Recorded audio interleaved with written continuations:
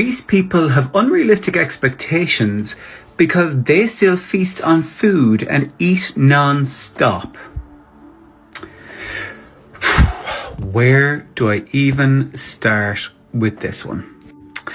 I can tell you that a person who has lived with obesity or lived with being challenged with their weight for the majority of their life, I'd be willing to bet the majority of those people have an above average awareness of food in terms of dietary requirements, what they should be eating, how much they should be eating.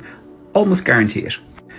And that's coming from, I first qualified as a personal trainer in 2011. I have engaged with thousands of people via fitness classes I've run, via my personal training, via my social media platforms. And the problem isn't with people who are obese still feasting on food and eating non-stop. The problem is with trolls like this who continue to drive a narrative of creating stigma, shame, embarrassment, and trying to make people feel that they're just greedy, hungry, such and suches, when in reality, you, sir or madam, is the problem. This comment just goes to show the lack of awareness that is still out there in relation to something that is a chronic disease. Oh, I think you're the one with the problem, buddy. I find it absolutely incredible. Someone who's a PT encouraging people to take these extreme measures to get in shape when you should know how to do this naturally. I also find it incredible you're a PT and you're saying that obesity is a disease without understanding nutrition and understanding why people struggle with their eating habits in the first place. So before I go on, I want you guys to watch this video first. Hey folks, Paddy here. I'm just back from doing the shop and I thought I'd do a different kind of video and show you some of the stuff that I buy to help me with my protein intake throughout the week. So I was in Aldi today and picked up some new things and I just thought, why not show them too? So these are new that I've not seen before. They're high protein chicken and mushroom noodles.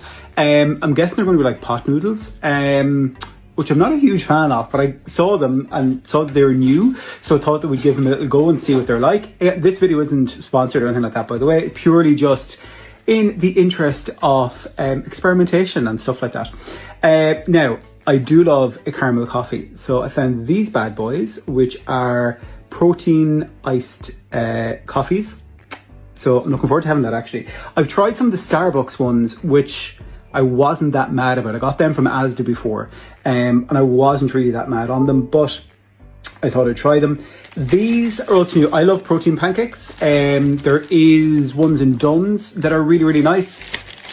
These are new. 8 grams of protein per pancake. Now, you could always make your own protein pancakes pretty easily, and maybe I'll do another video on that. But this has 4 pancakes in it. So what's that? 32 grams of protein in the pack. And in terms of the calories per protein or per pancake is 115, is there 155? 155 calories. So not too bad. And again, great to have. What I do with them sometimes is pop them in the air fryer for a couple of seconds in the morning, and then I'll put a little bit of peanut butter on them and a little teaspoon of jam. Also great for a pre-workout snack if you're somebody that is going to the gym. Right, what other high protein snacks do we have? Oh yes, I haven't tried these before. I love rice pudding. I adore rice pudding. So I was going to buy some rice pudding anyway, but then I saw these ones, which have 14 grams of protein, vanilla flavored rice pudding. Again, this all from Aldi, low fat, no added sugar. So I'll give that a go and report back on how they are. Bear in mind that the message that he received was about obese people who struggle to get in shape, these people who struggle when it comes to their food habits, these people who struggle when it comes to their sugar addiction, hasn't got a clue why this is happening and just bases everything on a calorie deficit. Maybe it's because of the shit information you give us about our food. This video is a perfect example. You go on about protein. This is a great way of getting your protein in. This is a great way of being on a low fucking calorie diet without addressing the main problem, and that's looking at the ingredients. Guys, just because it says protein on it and low calories on it doesn't mean it's actually good for you. When it comes to issues like food noise, people's eating habits getting out of control. People eating non-stop for no particular reason and they can't understand why. It doesn't help when people like you come out with this bullshit advice without understanding why these people have these major problems in the first place. I'm gonna keep repeating this over and over and over again to you people, that when it comes to obesity, obesity is not a medical problem. Obesity is not a disease. This can be easily looked after through food alone. The food that we're eating is causing the problems, whether you guys like it or not. When we look around, Ozempic is on the rise for a reason. Why is this? It's because it shuts off hunger. It shuts off cravings. But I can assure you, we can actually do this naturally. We can actually do this if we address our hormones such as insulin and leptin. If we keep our insulin levels low and our leptin levels high, you will see very quickly that you can lose weight, control your hunger without taking these extreme measures. Oh, and by the way, you like to call people out who know very little about weight loss and probably know very little about nutrition.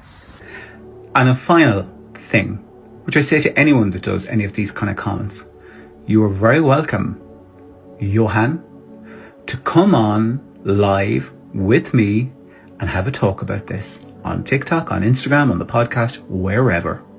Stop hiding behind a profile and put your money where your mouth is and come and talk face to face with me about this, and we'll see how you are then. Funny that, because when I asked you this about a week ago, I'm actually still waiting for a reply.